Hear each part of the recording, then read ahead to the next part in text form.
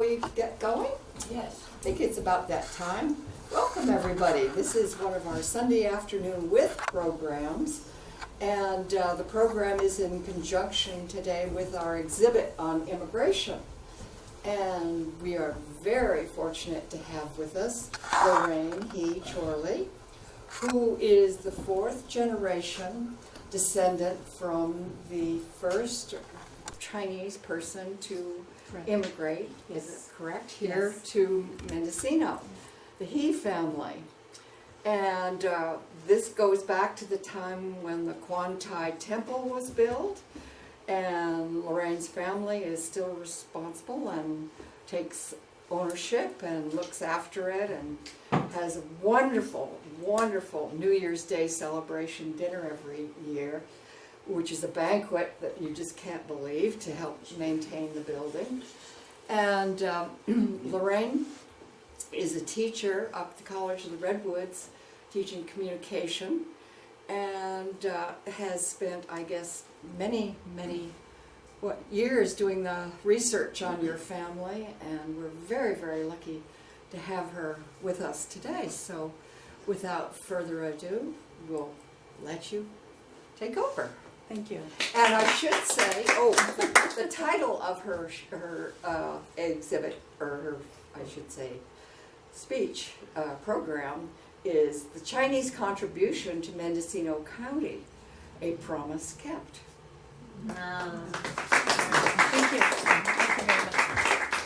I normally kind of go through an overview in terms of having people that I speak with have an overview of what the immigration laws are, but overall, what were the laws that were created to prohibit the Chinese from doing commerce and also discouraging them from residing in, not just in this area, but in the United States itself. So what I kind of want to do is talk about the laws, a little bit about the laws that were in effect, and then in addition to that, then I will go into talking about what the Chinese did within Mendocino County as a whole, and then I'll focus a little bit more detail about some individuals within the community here and what their contribution was beyond the town of Mendocino, and then the Temple of Quan Tai and what its contributions and what it actually says to the town of Mendocino as well. So first of all, one of the things I really need to stress to you is that the Chinese actually were the only race that had municipal, county, state, and federal laws created to prohibit them from either doing commerce or from migrating into this country, or prohibiting them to even testify in court.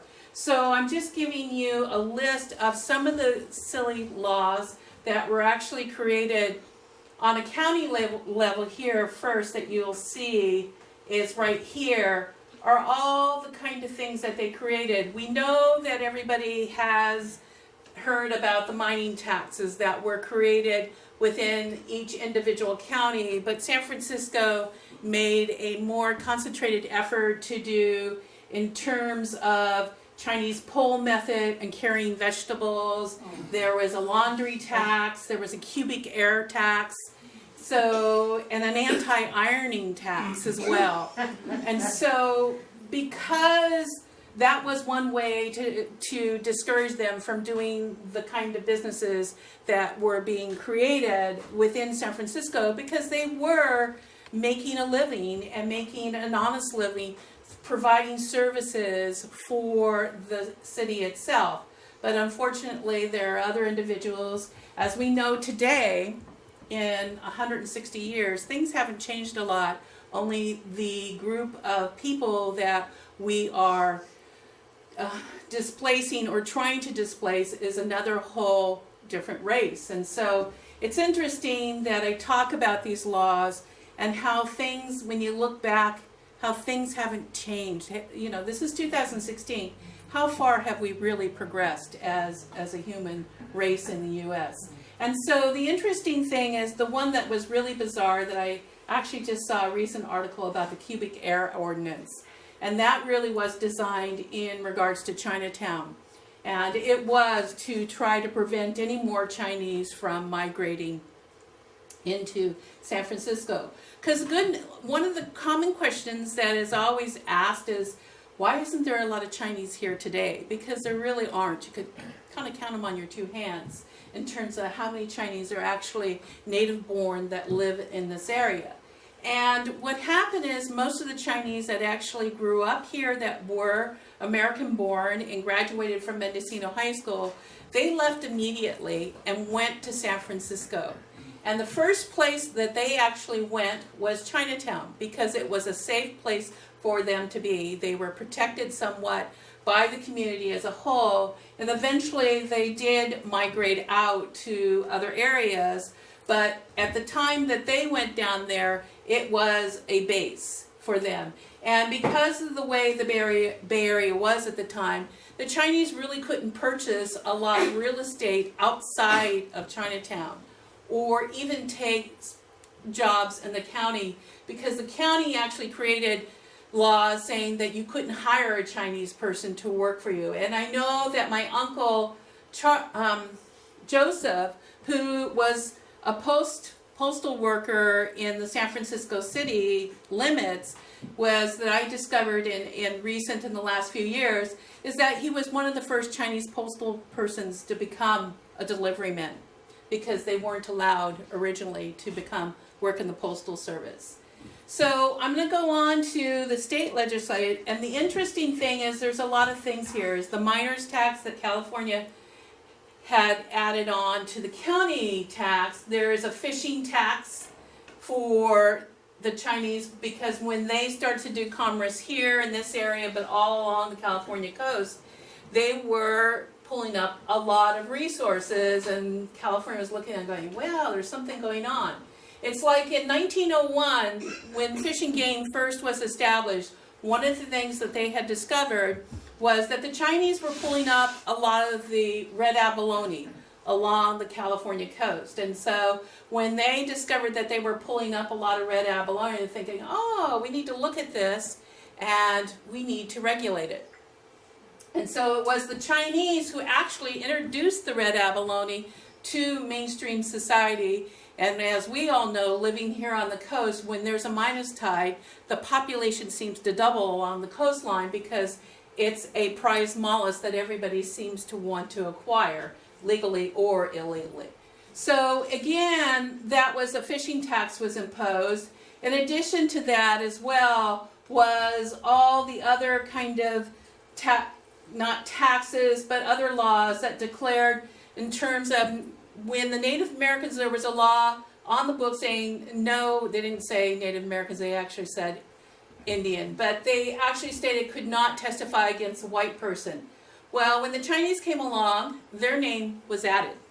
And so they couldn't testify against anybody in court against somebody who was white. So again, they were classified and ranked on the level of the Native Americans. And also within California itself, which affects my family, is that it was on the books in California until 1952 that no Chinese person could marry a white person. And my father, who married my mother in the 40s, she was white. Couldn't get married here in this county. So they went to Canada to get married, because that was the only legal place they could be married. And in Oregon and Washington, it was still illegal for him to marry her.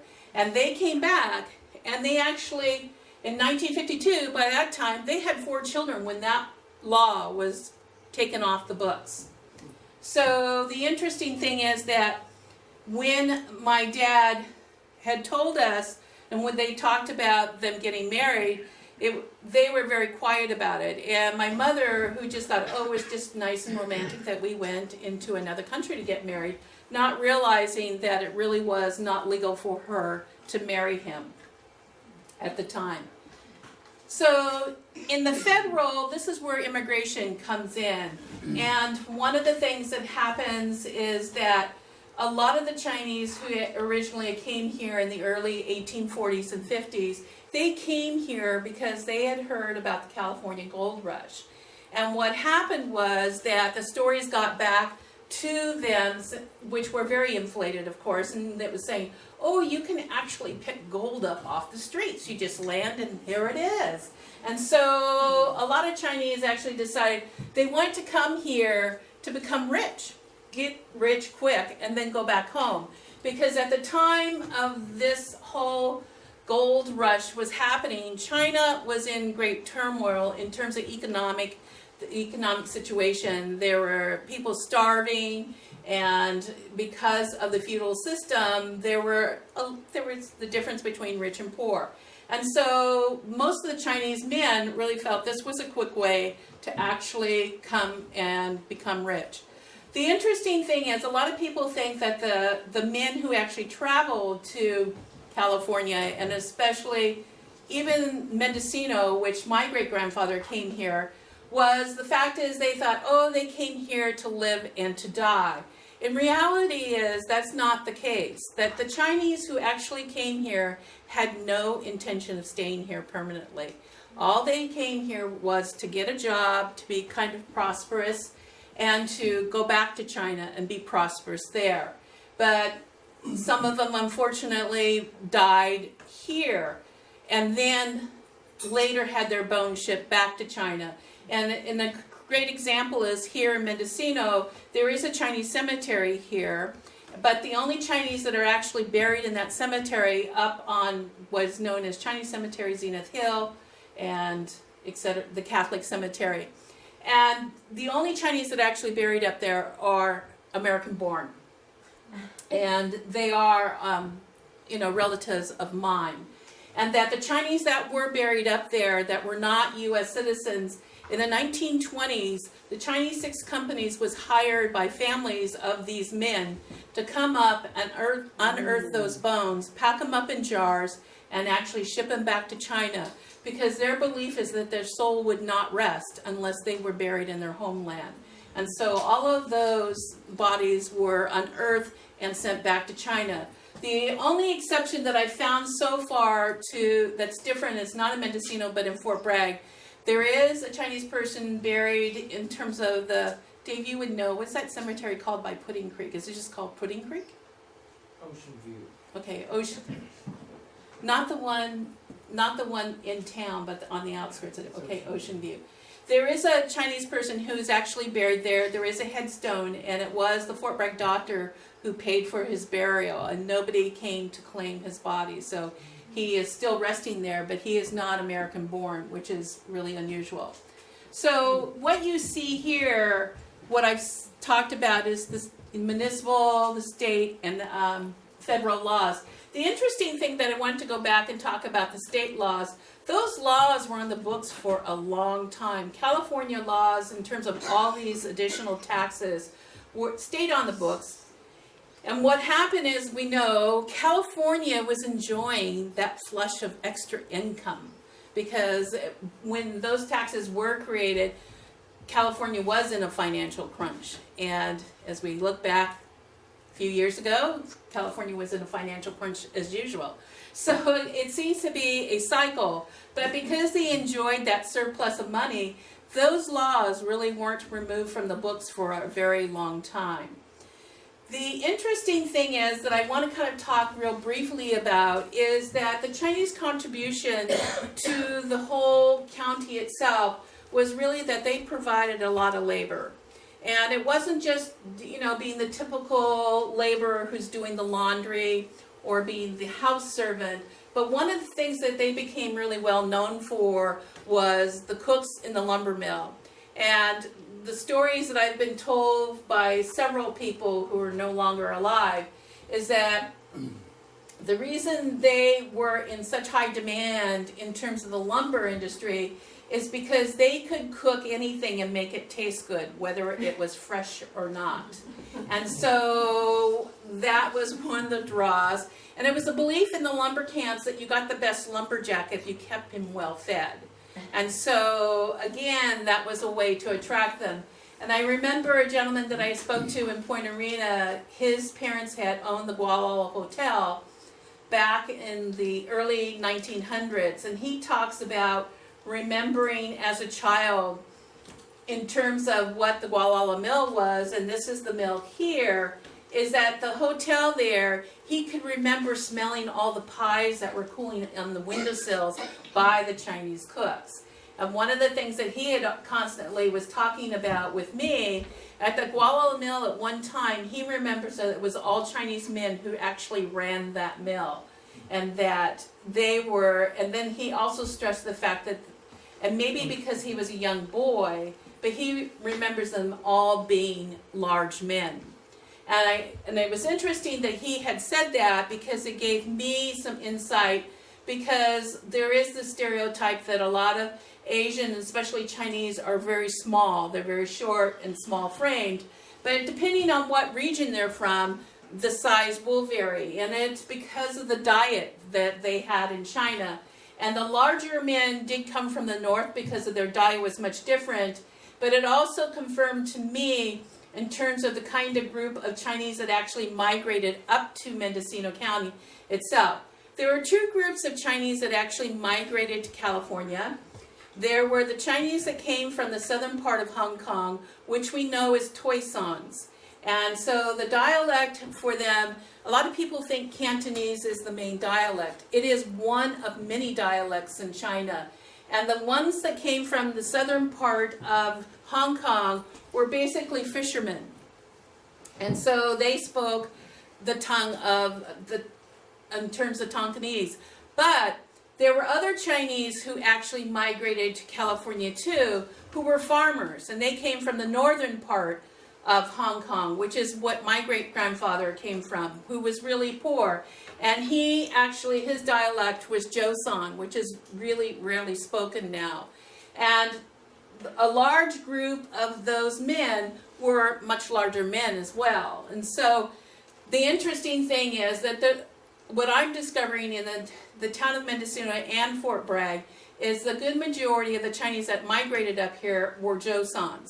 And the next largest group of Chinese that I found that were Joseons is in the Lok community. They were brought in the early 1900s to build the levees around the Sacramento River, and that was an all men's community, and they were Joseons. And as it turns out, because they were from nearby villages, in terms of where my great-grandfather came from, I'm related to several of the people in the Lok community.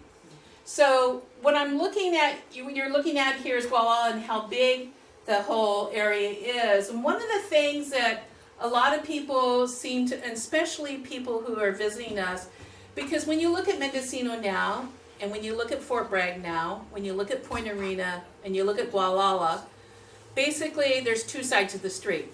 So there's not a huge population. Whereas historically, in the 1800s and the early 1900s, all of these communities were quite large, and Fort Bragg still has a large population compared to Mendocino. But Mendocino, the U.S. Census Bureau, or the little thing that you say out there, says it has 1,000 people.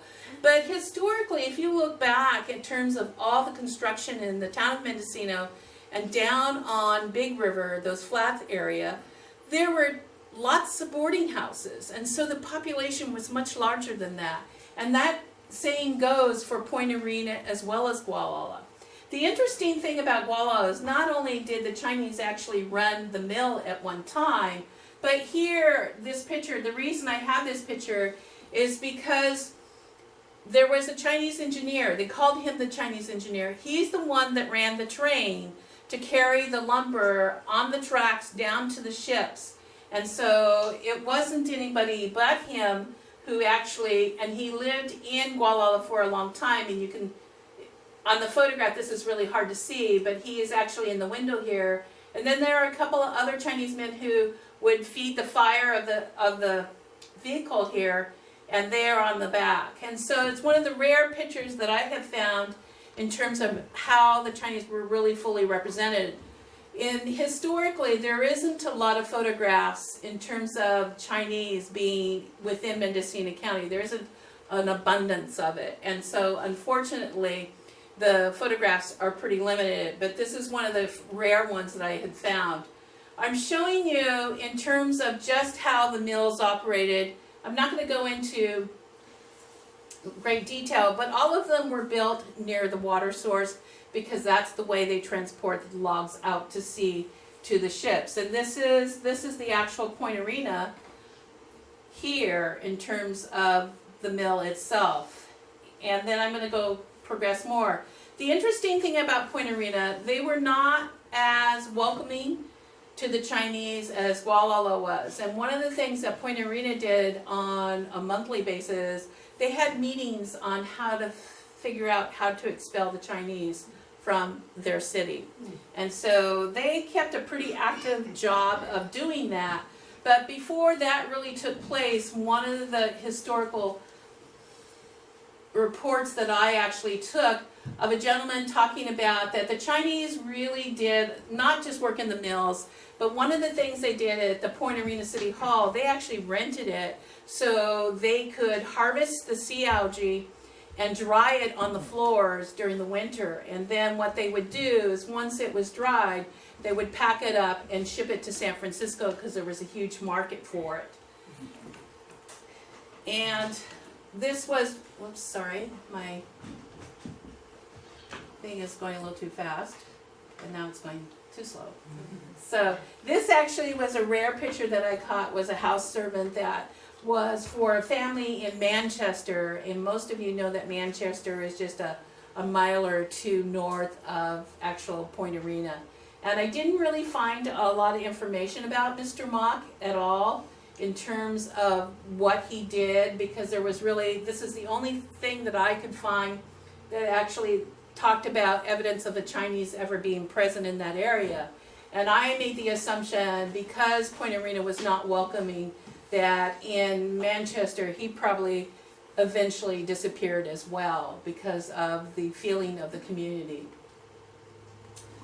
We're in Elk, and the interesting thing is that you can see how large the community was at that time versus what it looks like now. And so the lumber industry really was a key factor for this whole county because there were these mills all up and down the coast. And then this is Cuffy's Cove, and I was always amazed how treacherous, as we all know that we don't walk near the bluffs, and here these buildings were built on parts of the bluff.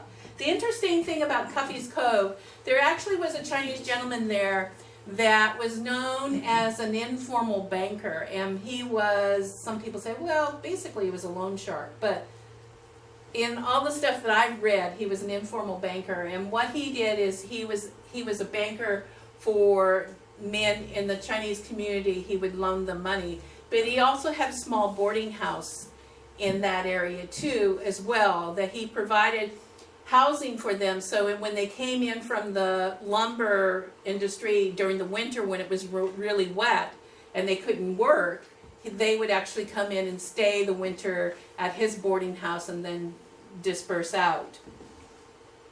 Then we're coming to Little River, and you can again see how large Little River was compared to what it is now.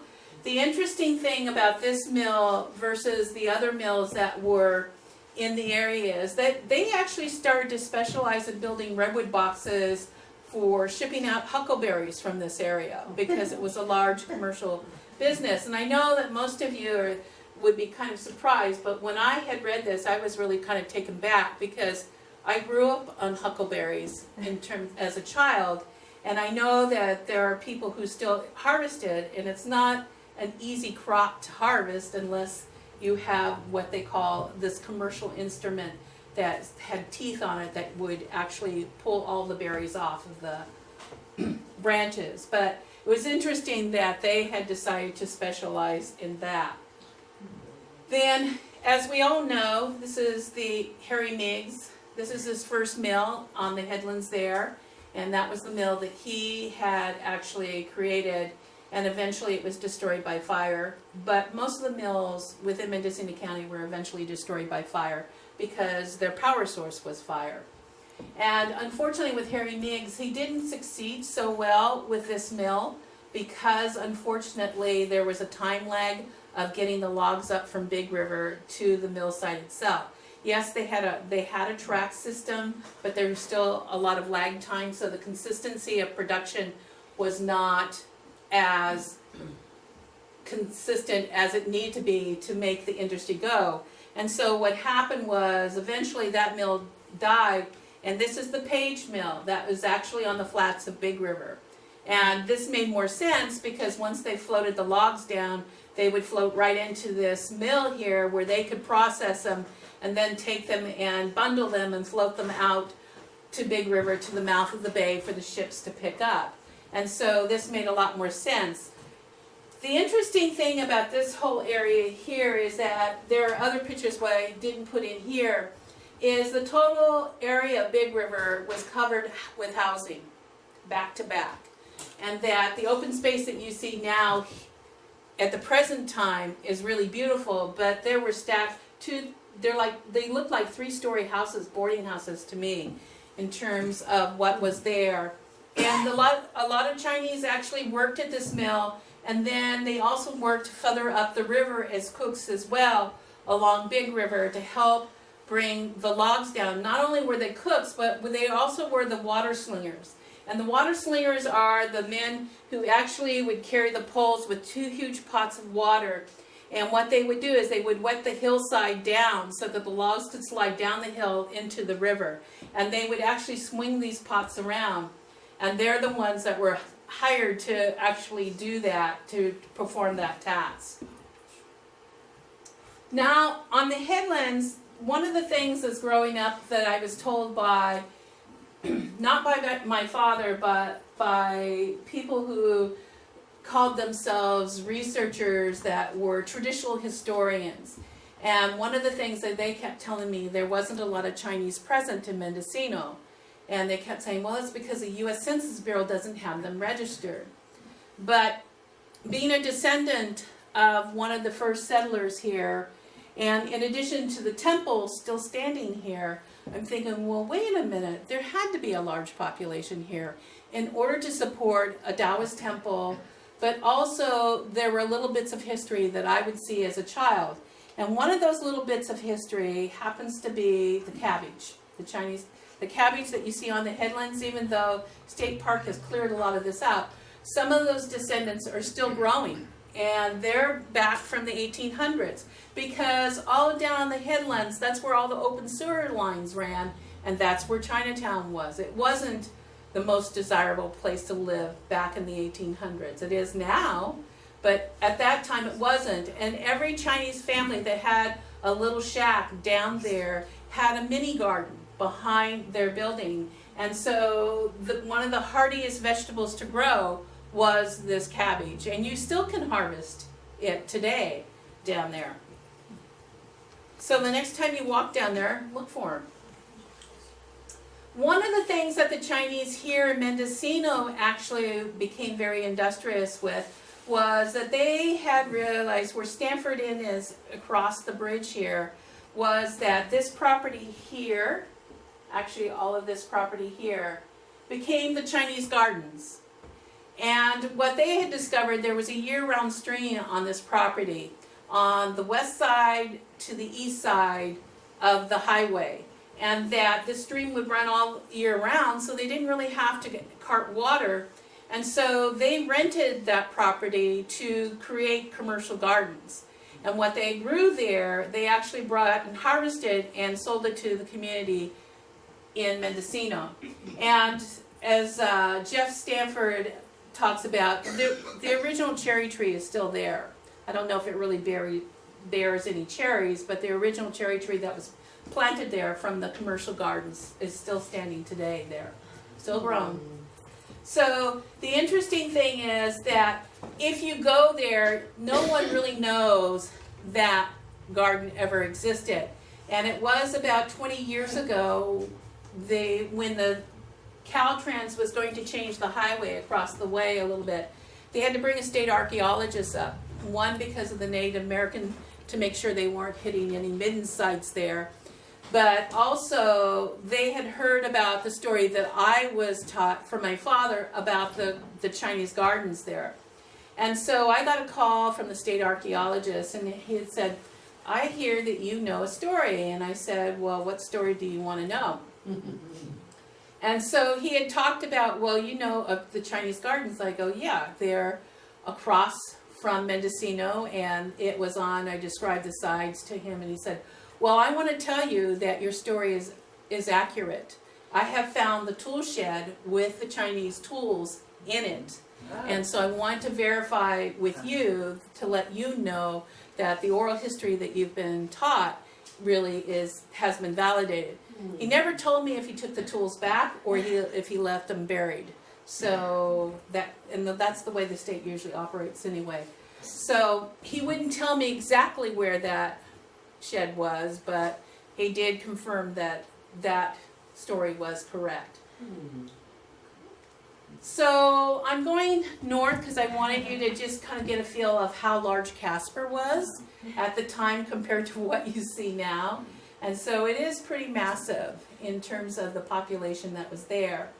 And then we're moving, and there was the large Mill family was there. They actually had a Chinese cook, and he became quite prosperous there with his family. Then also at the Casper Mill site, there's one of the rare pictures where Chinese cooks were actually allowed to take the photographs with the camps, and they're in the back of the windows here. And there are other ones. There is an interesting one which I don't actually post. I have it in my book, but I don't post it on this slideshow, of 3 of the gentlemen, and one of them was the head cook, and he is dressed in Western clothing, and he has a huge cigar and a big cowboy hat on his head, and he's sitting on a tree stump, and he looks like he's really enjoying his cigar. So it looks like he was pretty entertaining. And then you're looking at Noyle. The very first mill was down at the mouth of the river as well, and again you can see how large the mill was at that time. Then what I want to kind of go forward is that the understanding that the Chinese were great cooks is that Union Lumber Company had decided that in the 1920s that it would be easier for them to build up by 10 Mile a logging camp because it was taking too long to bring the lumber and to get the men out there to cut the lumber and to bring it back into the main mill site. So they figured that the men could produce more if they were living near the site. And so what they did was that they built a camp up at 10 Mile, and they built a mess hall with all the boarding houses as well, and they built a professional kitchen. And what they did is these 2 gentlemen here were contracted and brought up from San Francisco to work as the cooks for this mess hall. And in addition to Union Lumber Company having these cooks for the mess hall, they hired women in Fort Bragg to serve the men in the mess hall. And so it saved the mill a lot of money in regards to having these men track back and forth, and so they just come over on the weekend. Now the next large group of Chinese that I ever found in Mendocino County really was in Ukiah. And what didn't talk about any evidence of there really being a large population, but the person who really kept a lot of history was Grace Hudson herself. And I was very fortunate to be given the pleasure of being able to go through her personal letters as well as her photograph albums, because she kept an extensive history about her Chinese cook, Mr. Wong. And the interesting thing is over the years, he kept going back to China and bringing the son back with him. And I suspect that these sons may have been paper sons, because at the time of when he was traveling back and forth, the law, the Exclusion Act, had stated no more Chinese person could enter this country unless you were already related to someone here. And the same thing goes for my grandfather, who came in as a paper son as well. So Mr. Wong had 5 sons. And so over the years, these sons, the population grew. And Grace Hudson was a great benefactor to them, just like Daisy McCallan was a great benefactor to the Chinese here within this community. And one of the things that she did is that even after her cook had retired, after many, many years, he still wrote to her, and she wrote back. And when he needed medication, he would write to her and send her money, and she would send the medication to him. because her husband was a doctor. The interesting thing is that she also wrote to his sons. Once they were grown and left the area, she kept in communication with a lot of them. And what I don't have here is that all of you know when you go into the store, there are fried chow mein noodles in a bag, right? And a lot of you might think that the Chinese invented that. Believe it or not, we didn't. And that it was invented in Minnesota by a company. And it turns out Mr. Wong's son worked for this company, and they were canning these chow mein noodles and trying to market them to get mainstream to really buy these. And I have a picture of him with the car, with a sign on it, advertising these fried chow mein noodles, which is interesting. And also with these young men is that they really did have a bond with her, and they kept in constant contact with her as well. And there are stacks and stacks of letters from her that she had saved, that they had, when they had wrote back to her in storage at the Grace Hudson Museum. So I want to come back now to Mendocino itself. And I had talked earlier about where the Chinese who grew up here were American born. And then once they graduated from Mendocino High School, they left the area. And very few stayed here. Even my father, when he didn't graduate from high school here, but because of the family situation where my grandfather took off and left my grandmother with 10 children, somebody had to go out and make some money to support the family. So my father actually left high school, junior high at 8th grade, and went down to work in the Salinas Valley in the farms.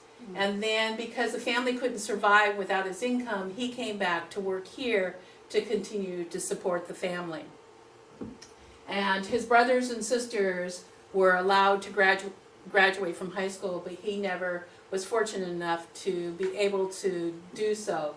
Even though the original agreement is they all would take turns taking a year off to work so that the others could continue on to school.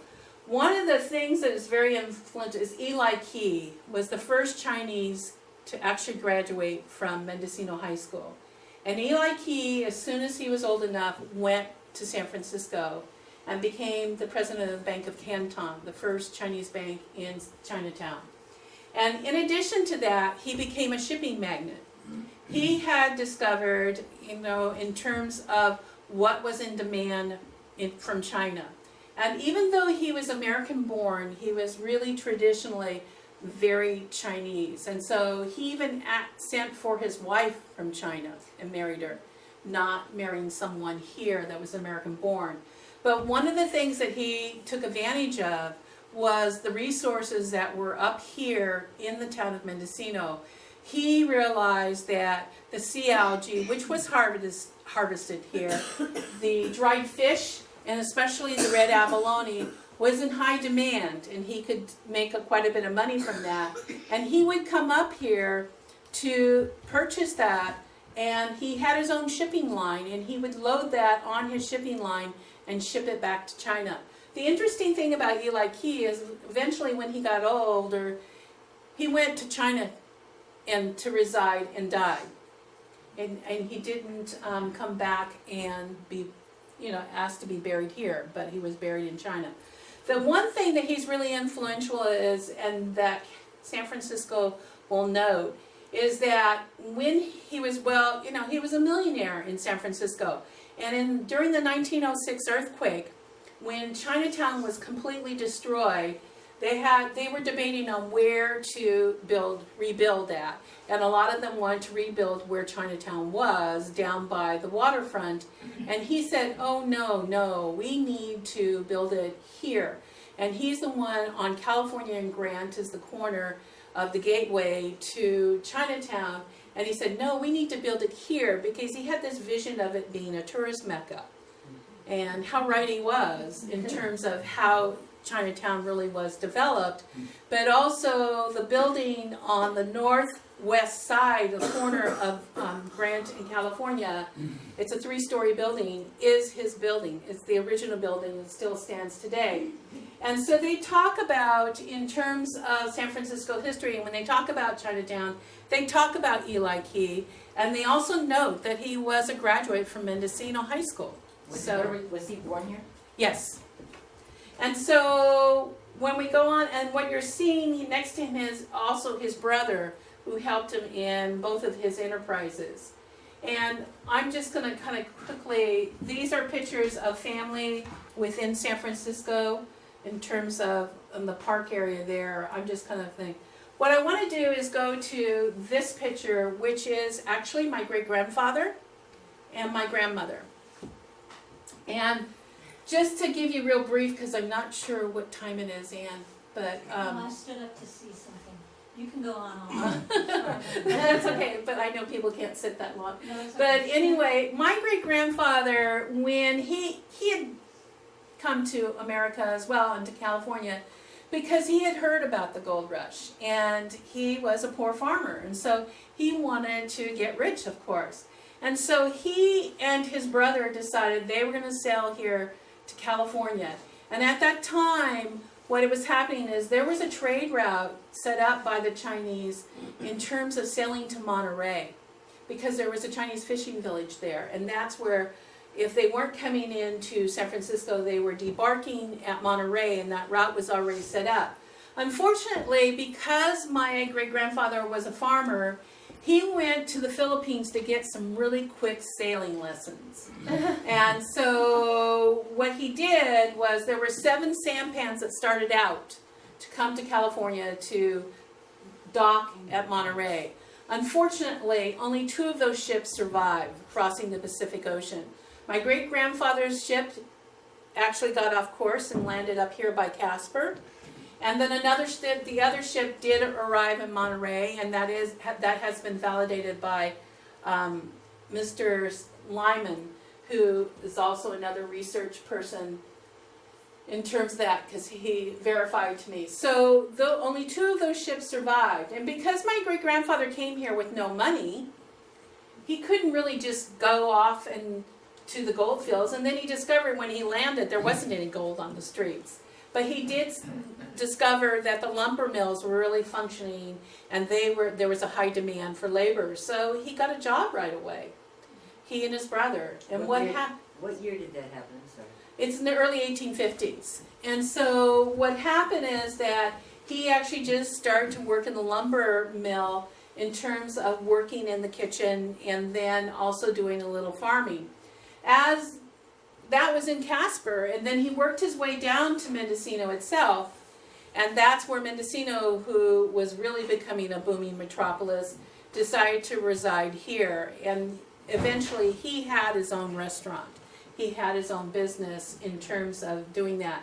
One of the things that I'm always, when people say, well, there isn't a lot of Chinese here, and the individuals who told me because of the U.S. Census Bureaus don't note Chinese actually on their enrollment list, that one of the things I can counter with, and I don't know, Ann, do you have that of Augie Heiser, but it actually was Francis Nichol had on a big board, a sandboard map in the 1870s? We have sandbar maps from 1890. I don't know that I've seen 1870s, but they might be here. But part of our exhibit is some of the sandboards from 1890. This one he had kept at the Mendocino Beacon for a long time because it was pasted on this huge board. And it was Augie's, huh? Yeah. I haven't And- seen it yet. I'm going to have to hunt that down because I know that he donated it somewhere. Well, Hopefully it's here and it's just... and then it could be at Mendocino County too. Yeah, it could. So one of the things that he had brought out for me to look at when I was much younger was this, because Mendocino was incorporated at one time, and so there were the sandboard maps that actually mapped all the businesses and buildings within the town of Mendocino. In the 1870s, there on Main Street was that he had showed me, because they were plotted very carefully, there were 7 Chinese herb shops. throughout the town on Main Street. And so I always would tell the individuals that kept saying there weren't a lot of Chinese here, I said, there are 7 herb shops. Nobody's going to patronize that unless you were Chinese, because what else would you know how to use them? So again, and according to my father, he always told me there were 500 to 700 Chinese here in the 1870s at the time. And that seems to validate in terms of what he was always taught and knew about the Chinese history. But the thing about my great-grandfather is that even though my great-grandfather was a bachelor for a long time, and that I have recently uncovered talking with family, because the Chinese are very quiet about history. They don't like to tell you about the bad stuff. And I guess they see it as bad, is that when my great-grandfather arrived here, he was a bachelor. There were no women here. And that his wife, who he is the mother of Yip Lee, he won her in a gambling game. And she came from Monterey. She came from the fishing village of Monterey and came up here to marry him. And he actually won her from another man who she already had a child. And so he lost his wife to my great-grandfather. And so my great-grandfather had 4 children, and Yip Lee was one of the girls that he had.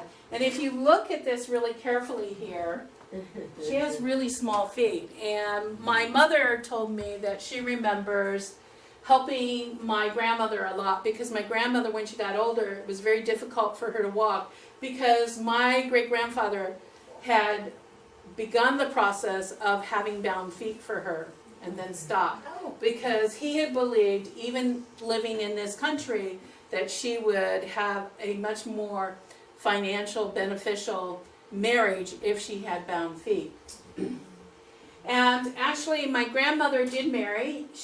Her marriage was arranged, and it was my grandfather who came to this country under the name He, but that was not his real name, because he had paid someone to use their name to come into this country.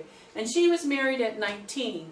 And if you know anything about Chinese culture in those days, that she was an old maid at 19. But she had 10 children, and that my grandfather left in the early 1900s to go back to China, because he had no intention of staying here permanently, and he didn't care that he left her with all these children. But the stories that I've been able to glean through in a roundabout way is that my grandfather wasn't a very nice man and was actually pretty brutal. And so the children, as well as Yip Lee, were glad that he left. She was American born, and so there was no reason for her to go back, because she grew up here. But she also had kept a promise to her father, my great-grandfather, that she would protect and overlook the Temple of Quan Dai for him, because he, along with his brother, had built this temple for the Chinese community, and it was kept in the family. So she had made that promise to him, and what she had done was that she had passed that promise down to my father, who came back here, and he made the same promise to her.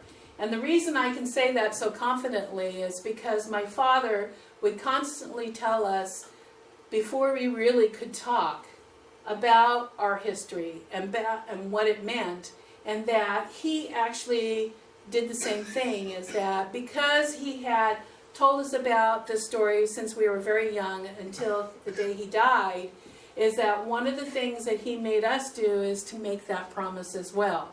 So the promise, in terms of the heading of my title, is a promise kept, was that for us to keep the same promise to always protect and oversee the Temple of Quan Dai. The interesting thing about the family, and this is the temple that you see, and this was done about 40 years ago, and this temple is a little different than most. There are 6 original Taoist temples left in California, and all of them have windows, but ours is up 9 steps, as Jane always says, and it has to do with the Taoist religion of Feng Shui, to be in balance with the wind and the water, and they believe that evil spirits can't climb 9 steps. Whereas the one in Weaverville, which is an original temple, is built at ground level, and it has screens in front of it because it's the belief that evil spirits can't go around corners. And so any Taoist temple that you see has been placed very specifically on the property. Like a lot of people saying, well, this should have been built in Chinatown in terms of here, down on the headlands. And as I was brought up, is that my great-grandfather had a priest tell him where that temple needed to be constructed so that it would be in balance with the wind and the water.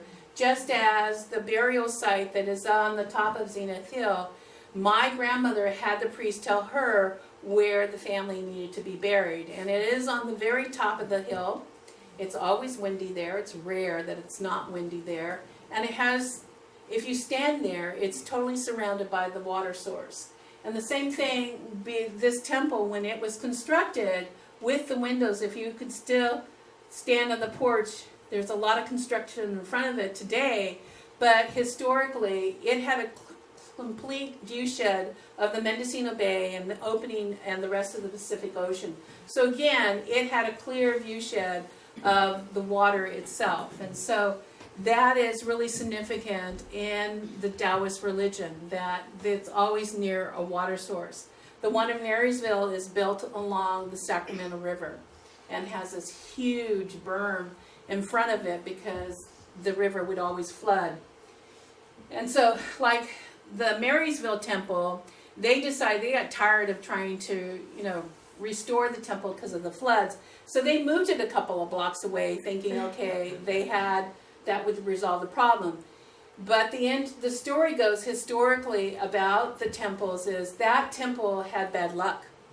And so they end up moving the temple back to where it was originally. And so because they were told by the elders, you can't move it because it's, it has to do with luck. And they discovered that the hard way. And so it's traditional for Chinese families as a unit that when the family starts to go their ways is that you always sit down and you take a family photograph. And we actually have one in the early 50s with my grandmother before she died with my father and his siblings, and he's done the same thing with us when we were much younger. Is that Raymond? Yeah. On the right? Yep. It is. And then it also includes my sister's husband, Dan, who was included at the time because he was married to her thing. And so this is the inside of the temple today. But to just really shortly tell you that the temple is now owned by a nonprofit corporation, which family members do sit on the board, but there are also other community members who sit on the board. And, we actually, our duty is to save and protect it, and I'm hoping that I'm working on the 5th generation. We now have a 6th generation, but they're all a little too young yet to be connected to that promise. But I'm hoping that at least a few of the 5th generation, because as we all know, kids change. And so their outlook on life is a little different, but there are a few that have this promise already ingrained in them and that commitment. But the interesting thing about all of this is that this is 160 years old and it's still standing. And there is nothing in Mendocino County around here, if you drive around, that will tell you that the Chinese were ever present here within this county, with the exception of this building itself. And so this building will remain, and one of the reasons it will is because the God that the Chinese community prayed to, that they selected the God they were to pray to, his name is Quan Dai. And yes, the little translation is that he's a military god, but that's not why he was turned into a god in the Chinese culture. You are made a god because of some great feats that you've done when you were alive. And the thing that he's really known for in terms of when he was alive, that he always fought for the underdog and he always protected them. And the thing that he's known for in the history books in the Chinese history is that he swore a blood oath to 2 other gentlemen to try to restore the emperor's empire. And that what happened is that he was eventually captured and he was bribed with money and women, and with power, but he never reneged on his promise. And so eventually he was beheaded. And the interesting thing with this God is that I believe that he's the reason the temple is still standing today, because he is such a strong protector, and he's still very much an integral part of Chinese culture, and especially with the kung fu arts, in terms of he is one of the warriors that they learn about in terms of the oath of loyalty and staying strong together, but also of his skills as a warrior in terms of being defensive and leading armies. But the whole point is that this history will remain as long as this building continues to stand, and through the test of time, this God has allowed it to stand, because 30 years ago, it's almost 30 years ago, when we started to do the restoration on this structure, on the east side of the foundation, there was no foundation. The piers were just hanging in the air. And so it explained to us why the building was leaning to the east a little. Because when we had pulled the skirting away and discovered that, we were amazed that the building was still standing because of the whole east side not being supported. And so I always say, well, it's the protector. He was looking out for the building. And over the years, luckily, it hasn't been maliciously destroyed by anybody, or actually it's been left alone. It's been broken into when I was a young, my father talked about some teenagers breaking in one time because he didn't really have there wasn't a great security system on the door, and if you look at it, it doesn't have really huge doors.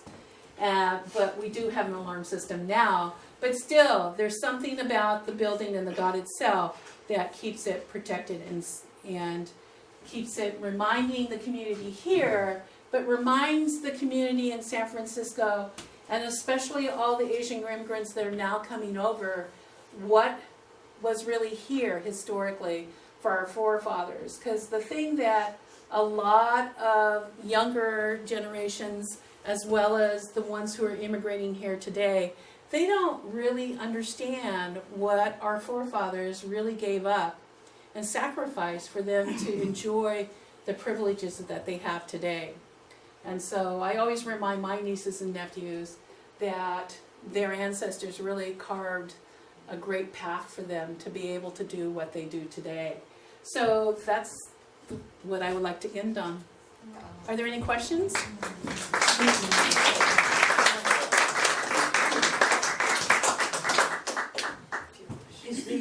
Is the temple still open at different times to Yeah, view? it is open. It's open from May to October on Saturday and Sunday only. And as Jane knows, it's the question of having volunteers.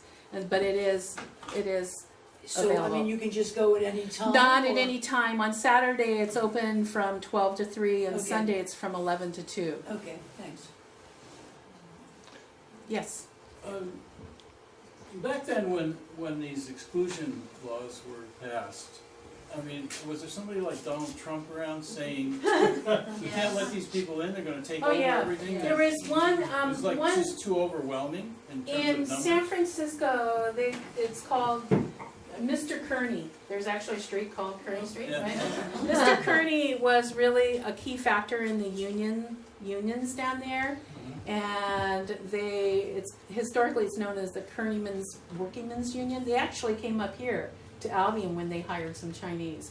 And he was very actively, physically active in expelling and getting rid of the Chinese. And he made it his life mission to make sure that they weren't hired in a lot of places. And even though we are pretty remote, the word still got out that there were Chinese up here, and he did make it really clear. And there was, in the Beacon actually, talks about where he came up and threatened the owner, someone in Albion, that if he hired the Chinese person, that bodily harm would come to him. Well, the other part of my question really is there any recorded opposition to what these people did these exclusion laws? I mean, was there anybody that Yeah, there stood were up for the actually. Chinese and said, that's ridiculous? Yeah, there was, and I have actually a book, if you wanna borrow it, is all the legal rulings that they actually took them to court. They took them to court on the laundry tax, they took them to court on the miners tax, and actually the exclusion actually went as far as the Supreme Court. And who took them to court? There were some Chinese gentlemen that actually did that, and there's a man out of, a professor out of UC Berkeley that actually wrote up a great book, if you want to go through all the legalese of all the rulings in terms of the courts. Yeah, they didn't actually sit back and die, but it took money. And the question is, because they were Chinese, how far could it go through the courts because they weren't allowed to testify against somebody who was white? You have to be really brave, too. Yes. to do that. And in Westport, they always burnt them out. Literally just took them and burnt them out. It said that Roosevelt had repealed all of this in 43. What, what inspired him? I have an idea. He was a Democrat. Japan was fighting against the US, and also they had begun that war against China, and Yeah. there was a feeling of sympathy for the Chinese, and they probably said, oh my gosh, maybe we should fix this. Right. Well, except the thing is, when the war, the interesting thing is when the war happened with Japan, one of the stories that I have in terms of friends that I went to college with is that the Chinese actually had signs out saying, I'm Chinese, not Japanese, because unfortunately a lot of people just made stereotype assumptions, and so that was kind of one of the things that you had to kind of really, they made sure to let, there was that division at And that time. politically, it would have been a good move for Roosevelt to have done that, Right. showing support for China. Right. But we kind of repeated it by Yeah, doing it with the Japanese of creating internment camps and Yes. making the assumption all the American born were enemies, and now we're doing that with Muslims. So it's interesting how history hasn't really We don't changed. learn from our history. Right, that was my unfortunately. whole hope, that people would draw from the migration exhibit, was exactly what you said, so thank you. Mhm. Are there any other questions? Yes. When I visited the Angel Island, the camp there, and there was part of it, what I learned about was that some of these Chinese wives that were shipped here had to be processed over there, and they were forced to stay for months, sometimes years. And have you been to that restored exhibition? I actually went to it when I was in graduate school. I haven't been to it since it's fully restored, but it had a great impact on me. My ancestors didn't go through Angel Island, so I never really understood. But it's interesting because unfortunately a lot of the elderly people who had memories of that never really talked about their history, because Asian culture, you keep it within. You don't tell people all the stuff. And so unfortunately a lot of those stories have been lost over the years because of that cultural feeling. Yes. I just was gonna say that we have there you are. That we have a video here that we show at the museum right now during this exhibit about Angel Island, and it's very interesting. You should come and watch it. Sure. It's wonderful. Mhm. It's about, 28 minutes long, but it's from the point of view of a young boy and his grandfather, and he goes there with a school trip, and his grandfather comes back, and then they talk, and it's really good. Mhm. It's really good. Thank you. You're welcome. Well, thank you so much. We really appreciate it. Wonderful. Thank you for coming. We Indeed, appreciate a it. promise well kept. We do have Lorraine's book, which is a collection of photographs and information, and if anybody's interested in getting that, we'd be happy to sell you a copy. We are sponsoring another Sunday afternoon with a talk on the 17th of July And the topic will be a little bit different. It happens halfway through our music festival, which opens shortly after the 4th of July and runs until, I believe, the 23rd or the 24th. And the talk will be a 30-year summary of what has gone on for the music festival. And it's given by, is her name Marcia? Is that- Marsha Lauder. I'm sorry? Marsha? Marsha Lauder, Totter. yes. And it will be at 4 o'clock on the 17th, and you all are very welcome to come. If there are people in the group who are not members of the museum, we certainly hope you will consider joining. We publish an annual historic review, which is included in your membership, and you get a wonderful discount when you come to our events. And we also have a couple of special functions for members only during the year. And we would look forward to having you join us. And I think unless there are any other questions at the moment, we'll say thank you again. This is not about the Chinese, but what happened to all of those buildings in Little River and, you know, I mean, were they Burned down. all burnt or Yeah. were torn down or? Just, I think most of it was fire. It's like there was, the one thing I didn't tell you is Albion had a mill down on the river. Yeah. And the interesting thing is that was one of the few mills that I found wasn't destroyed by fire. It was destroyed by wave, because it was the first mill that was trying to be powered by wave energy. Yeah, which is really fascinating. Wow. And that actually Augie Heiser did a mill here, and he tried to use wind power. Yeah, that makes more sense. So. Wow, very interesting. Thank you. Yeah. Sure.